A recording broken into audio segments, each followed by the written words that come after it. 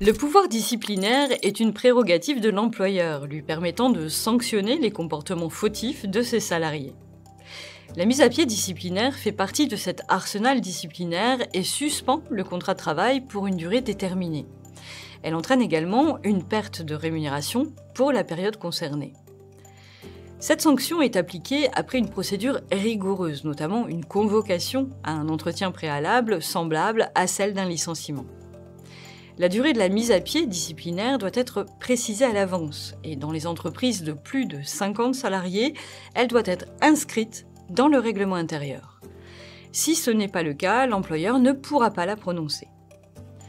En parallèle, il existe la mise à pied conservatoire, qui est une mesure provisoire prise par l'employeur en attendant une décision sur une éventuelle sanction disciplinaire.